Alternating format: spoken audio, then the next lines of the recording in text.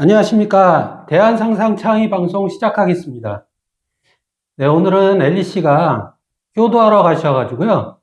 급하게 제가 요정을 만들었습니다. 안녕하세요. 저는 등용문의 요정 용순이에요. 오늘은 장엘리 앵커님이 효도하러 가셔서 제가 대신 출연했어요. 하하하하. 카이전 교수님이 부랴부랴 만들어주셨네요. 다음에도 출연할 기회가 있으면 그때는 조금 더 움직여 볼게요. 다음엔 댄스도 한번 해볼게요. 네. 제가 등용문 시리즈를 하거든요. 그래서 이 뒤에 보이는 것도 등용문 시리즈인데, 등용문 시리즈에 맞게 용순이를 만들었습니다. 오늘은 어떤 말씀해 주실 건가요? 네. 오늘은 저번 시간에 이어서 조금 정리를 한번 해볼까 하는 생각을 합니다. 고맥락사의 저맥락사에 대한 말씀을 드렸었고요. 그 다음에 이제 세잔의 근원적인 거, 뭐 이런 거를 바라보는 그런 말씀을 드렸었고, 오늘은 또 다른 작가, 몬드리안의 이 생각들이 현대미술에 얼만큼 큰 영향을 미쳤는지에 대한 이제 그런 얘기를 좀 하면서 왜 우리가 현대미술을 조금 더 올바르게 알아야 되는지 뭐 이런 부분에 대한 이야기를 한번 풀어보겠습니다. 그러니까 몬드리안이라고 하는 사람은 이제 추상미술의 뭐 아버지라고 볼 수 있겠죠. 이 추상미술이라고 하는 것이 그냥 느닷없이 생겨난 것이 아니라 서양 사람들 같은 경우에는 근원적인 부분에 대한 탐구를 굉장히 깊이 했었죠. 그러니까 2500년 전에 아리스토텔레스의 또 스토아파의 원자설이라고 하는 거, 이건 어떻게 보면 참 놀라운데, 그래서 실질적인 어떤 원자설, 그 다음에 중성자, 양성자, 전자 뭐 이런 것들을 발견해낸 것은 19세기거든요. 근데 그 한참 이전에 2500년 전에 그런 어떤 이 생각들을 했다라고 하는 거는 대단히 좀 놀라운 일이죠. 그러니까 서양 사람들이 가지고 있는 이런 근원적인 것, 각각의, 낱개의, 뭐 이런 것들을 좀 탐구하려고 하는 정신 자세가 서양 미술에도 굉장히 많이 나타나거든요. 그러니까 몬드리안의 어록을 보게 되면 인간은 인류를 구원하기 위해서 존재한다라는 식의 어떤 얘기를 해요. 그럼 그 인간은 누구냐? 인간은 철학자나 예술가나 뭐 이런 사람들이라고 볼 수 있는 거죠. 그러니까 기존에 우리가 알고 있는 어떤 이 창의력이라고 하는 것이 부정하는 것이 아니다라는 말씀을 한번 드렸었는데, 이 부정하는 게 아니라 또 다른 뭔가가 있을 거다라고 하는 그런 가능성을 열어놓고 계속 탐구를 해 나가는 거죠. 근데 이제 몬드리안의 어떤 그 생각들 보게 되면은 멍하니 바라보지 말라는 그런 의미를 굉장히 많이 내포하고 있어요. 그러니까 창문을 열게 되면 자연은 굉장히 눈부시게 발전해 나가고 있는데 또 변화하고 있는데 그러니까 봄, 여름, 가을, 겨울을 얘기하는 거죠. 그런데 그 안에는 그것들이 정말로 변하게 되는 근본적인 원리가 있다. 이런 얘기를 하거든요.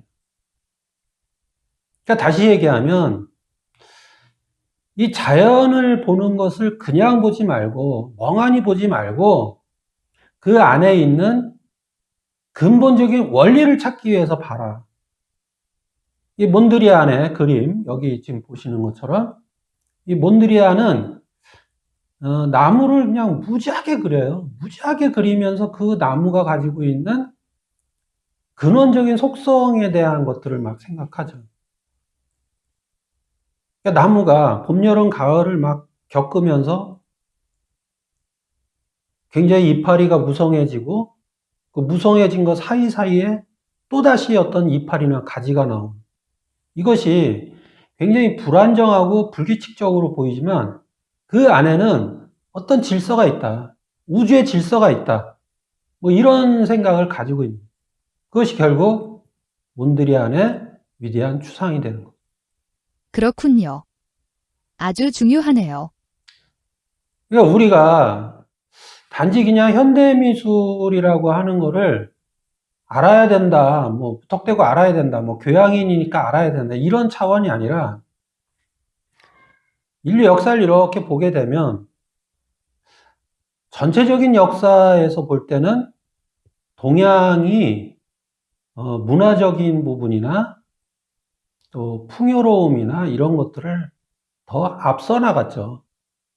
더 앞서 나갔기 때문에, 19세기 이전까지나 18세기 조금 뭐 더 써서 18세기 이전까지를 본다면은 동양이 훨씬 더 풍족했습니다. 그런데 그것의 완전한 어떤 그 변환점이 되는 게 이 과학적 사고를 가지고 있는 자들이 뭔가 기존에 있는 것이 아닌 또 다른 세계를 창조해 나간다라고 하는 그런 부분에 있어서는 이전의 세상과는 굉장히 다른 거죠. 그러니까 동양의 철학자들이 2500년 전에 이미 만들어 놓은 윤리관이나 사회관이나 여러 가지 철학들이 우리를 굉장히 오랜 기간 동안 잘 살 수 있도록 이렇게 만들어 준 것 같아요. 하지만 최근에는 과학적 사고가 만들어지지 않게 되면 지금 현재 우리에게 도래하고 있는 이 4차 산업혁명을 넘어가기 좀 어렵거든요. 그렇기 때문에 과학적 사고를 해야 되는데 이게 여태까지 살아온 습관이 있어가지고 쉽지가 않죠. 그래서 현대 미술가들이 생각하는 것처럼 또 다른 어떤 가능성이 있지 않겠느냐라고 하는 그런 관점에서 계속적인 어떤 관찰과 그리고 발견, 거기에 더불어 발명이 이루어져야 된다.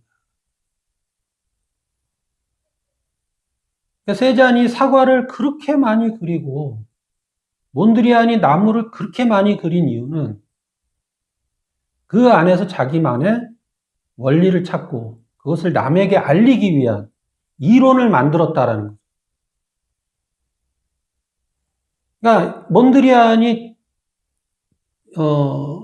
인간이 인류를 계몽하기 위해서 노력해야 된다라고 하는 그런 말을 하는 것은 그것이 이제 몬드리안의 생각이기도 하지만 이 서양적인 어떤 사고에서 어떤 바탕이 되는 거죠. 그러니까 이전에 있던 것들을 부정하라는 게 아니라 이전에 있던 거 외에도 또 있지 않겠느냐라고 하는 그런 가능성을 가지고 계속 탐구하고 발견해내고 발명해내라는. 그래서 작가들의 어록이나 작가 노트라고 하는 거는 되게 중요하거든요. 물론 이제 자기의 감성을 표현한 좀 문학가적인 그런 분들도 계세요. 그러니까 내가 어디 들판에 갔더니 뭐가 어떻고 그렇게 자기의 감성을, 상상력을 뭐 이런 거를 막 표현하는 분들도 있지만 작가 노트나 어록들 보게 되면 그 이론을 만들기 위한 근원적인 걸 탐구하기 위한 깊이 있는 어떤 이 관찰이 있었던 흔적들이 있거든. 근데 그런 것들을 통해서 일반인들이 특히 이제 동양에서 사고하는 동양인이기 때문에 동양적 사고를 할 수밖에 없는 분들이 많은 힌트를 얻을 수 있다. 뭐 이렇게 생각을 하는 겁니다. 그래서 이제 뭐 너무 깊이 들어가고 너무 세세하게 말씀드리기 시간적인 부분도 좀 있고 이게 유튜브다 보니까 지루할 수도 있고 하니까 뭐 간단하게 정리해서 끝내면 어쩔 수 없는 이 사회적 환경, 고맥락사회, 저맥락사회. 그 다음에 그 출발이 우리를 중심으로 했느냐, 자기를 중심으로 했느냐.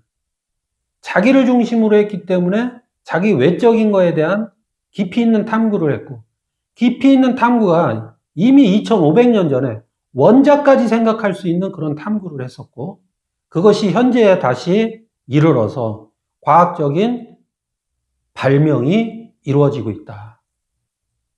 이것은 우리에게 시사하는 바가 대단히 큰 부분이라고 생각합니다. 오늘은 여기서 마무리 짓고, 다음에는 미술을 하면은 왜 행복해지는지, 이런 부분 한번 말씀드려 보겠습니다. 요 정도 한마디 하죠. 장엘리 앵커님이 안 계셔서 재미는 좀 떨어진 것 같지만 오늘도 유익한 내용 잘 들었습니다. 수고하셨어요, 교수님. 네, 여기서 마치겠습니다. 감사합니다.